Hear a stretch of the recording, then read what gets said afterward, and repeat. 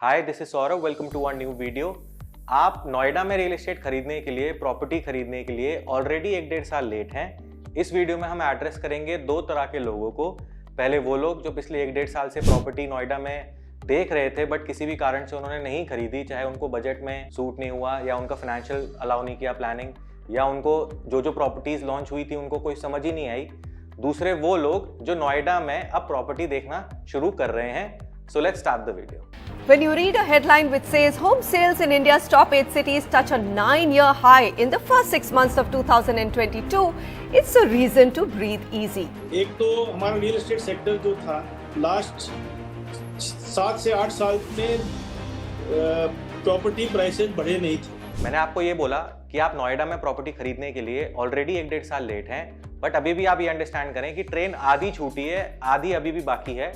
अभी बहुत capital appreciation आपको रियल एस्टेट में, नोएडा की मार्केट में अभी होना बाकी है। अगर आपको रियल एस्टेट में पैसा कमाना है तो आपको बेसिक एक ही थंब रूल पता होना चाहिए, वो है डिमांड वर्सेस सप्लाई। जिस भी शहर में बाहर से लोग काम करने आते रहेंगे उस शहर का रियल एस्टेट हमेशा बढ़ता रहेगा। आप भी अपने आसपास देखें, कितने लोग आपके आसपास नए जॉब्स या आपके नोन के बच्चों की जॉब्स अगर लगी होंगी, नॉर्थ इंडिया में काम कर रहे होंगे, तो या तो आप नोएडा में सुन रहे होंगे या गुड़गांव में सुन रहे होंगे, या अगर आप दूसरी तरफ देख रहे होंगे तो पुणे या बैंगलोर सुन रहे होंगे। आप रेयर ही कहीं सुन रहे होंगे कि किसी की जॉब गाजियाबाद में लगी है या फरीदाबाद में लगी है या उत्तराखंड में लगी है। तो जब नए लोग, या इनफैक्ट दिल्ली में भी नए लोग काम करने के लिए नहीं आ रहे हैं, अगर आ भी रहे हैं तो वो दूसरी कैटेगरी के वर्कर्स हैं। और मैं इस चीज़ को पॉलिटिकल वे में नहीं ले जाना चाह रहा, बट आप मेरी बात को अंडरस्टैंड कर रहे होंगे। तो सिंपल बात ये कि हाई पेइंग जॉब्स नोएडा में बहुत क्रिएट हो रही हैं, तो नए लोग काम करने आते रहेंगे, वो लोग आसपास घर देखेंगे, प्रॉपर्टी का प्राइस इंक्रीज होगा, रेंटल का प्राइस इंक्रीज होगा, कमर्शियल का भी प्राइस इंक्रीज होगा, और लोगों की इनकम भी बढ़ रही है, तो लोगों की पेइंग कैपेसिटी बढ़ रही है। लोगों को बेटर एमिनिटीज, बेटर फीचर्स के साथ प्रीमियम प्रॉपर्टीज अब चाहिए। जो लोग नोएडा की रियल एस्टेट से अवेयर हैं उनको पता है कि नोएडा के अंदर सप्लाई उतनी है नहीं जितनी बची नहीं है, और डिमांड रेगुलरली इंक्रीज होए जा रही है और प्रॉपर्टी के प्राइस इंक्रीज होए जा रहे हैं। और अगर आप पिछले 1-1.5 साल से नोएडा में कोई प्रॉपर्टी देख रहे थे बट आपने नहीं खरीदी और आप नए प्रोजेक्ट्स का वेट कर रहे हैं कि नया कोई प्रोजेक्ट आएगा तो वो दोबारा आज से 1-1.5 साल पुराने रेट में आएगा, तो ऐसा नहीं है। और ऐसा क्यों नहीं है मैं आपको वो भी बताता हूँ, बट पहले मैं आपको ये बता देता हूँ कि कौन कौन से डेवलपर्स ने अभी कहाँ लैंड लिया है और वो टेंटेटिव किस प्राइस में अपने प्रोजेक्ट को लॉन्च करेंगे। शायद उससे आपको कुछ अंडरस्टैंडिंग मिले। सो M3M गुड़गांव का एक बहुत प्रोमिनेंट ग्रुप है, उसने सेक्टर 94 में नोएडा एक्सप्रेसवे जहाँ से शुरू होता है वहाँ एक लैंड खरीदा है। रेजिडेंशियल वो लाएंगे अप्रोक्सीमेटली 18-20 हज़ार रुपए फुट में। L&T और मैक्स ने JP विस्टाउन सेक्टर 128 में लैंड लिया है, वो भी अपना रेजिडेंशियल 15 से 18 हज़ार रुपए फुट में लाएंगे। गोदरेज प्रॉपर्टीज ने सेक्टर 146 नोएडा एक्सप्रेसवे पे लैंड लिया है, वो भी अभी टाइम लगेगा उसको लॉन्च होने में, बट 15 हज़ार रुपए फुट से ऊपर ही लॉन्च होगा। और मैं आपको वो भी डेवलपर्स बता देता हूँ जो यहाँ पे लैंड देख रहे हैं, अभी लैंड डील हुई नहीं है, चाहे वो प्रेस्टीज हो, चाहे वो अडानी हो, चाहे वो बिरला हो, या इनफैक्ट DLF भी। देखो नोएडा में एक नया रूल आ गया है जो अथॉरिटी ने अप्लाई कर दिया है, जो भी डेवलपर नया लैंड लेगा उस लैंड की जितनी भी कॉस्ट है अब वो पार्शली उसको पे नहीं करेगा over the period of 5 years या 7 ईयर्स।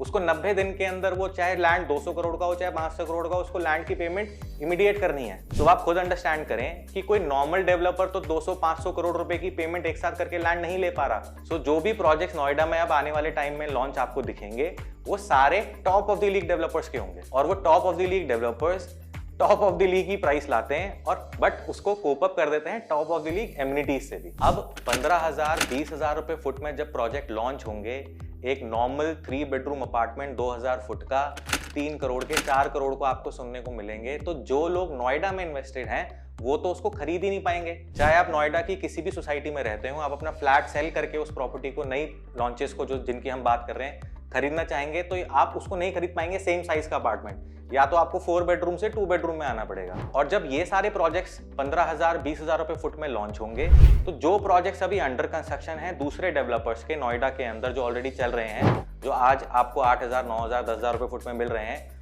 उनको देख के वो भी प्राइस अपना इंक्रीज करेंगे। और ये ऑब्वियस सी बात है क्योंकि वो बहुत एडवांस कंस्ट्रक्शन स्टेज में होंगे।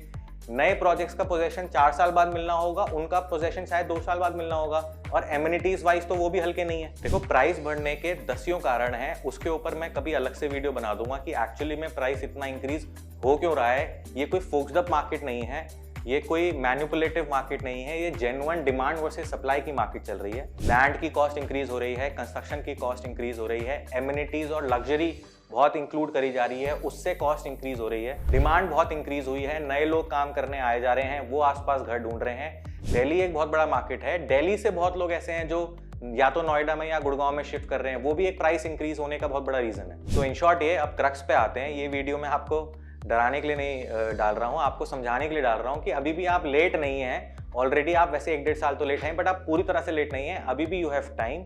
आप जो भी ऑप्शंस अभी आपको, अगर आप इंटरेस्टेड हैं तो आप you can call us, we will tell you the option जो आपको अभी भी वैल्यू फॉर मनी प्राइसिंग में मिल जाएंगे और जो आप 1 साल बाद अफोर्ड नहीं कर पाएंगे। या इनफैक्ट अगर आप अंडर कंस्ट्रक्शन में नहीं जाना चाह रहे, आप रेडी टू मूव में ले लीजिए। मैं आपको वो भी एक एग्जांपल बताता हूँ।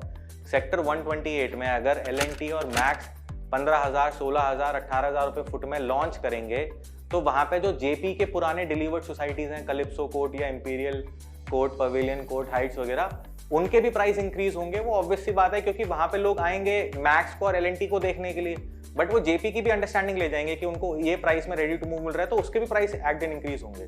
तो आप वहाँ ले लो, आप क्लियो काउंटी जैसी सोसाइटी में ले लो। अगर आपको एक प्रीमियम सोसाइटी चाहिए, सेक्टर 150 में एस पार्कवे है, वो रीसेल में आप ले लीजिए। अगर आपको कुछ भी खरीदना है तो इससे बेटर टाइम नहीं हो सकता। जितना आप डिले कर रहे हैं उतना आप अपना एप्रिसिएशन खुद लूज करते जा रहे हैं। तो इन शॉर्ट ये, अगर आप इंटरेस्टेड हैं नोएडा में कोई प्रॉपर्टी खरीदने के लिए और आप अवेयर हैं भी या नहीं भी हैं, तब भी you can call us on the number given below. We'll tell you in details क्या क्या ऑप्शंस अभी भी अवेलेबल हैं नए लॉन्चेस के बारे में भी।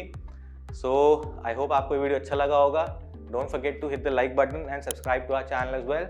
So that was it for today. We'll see you next time.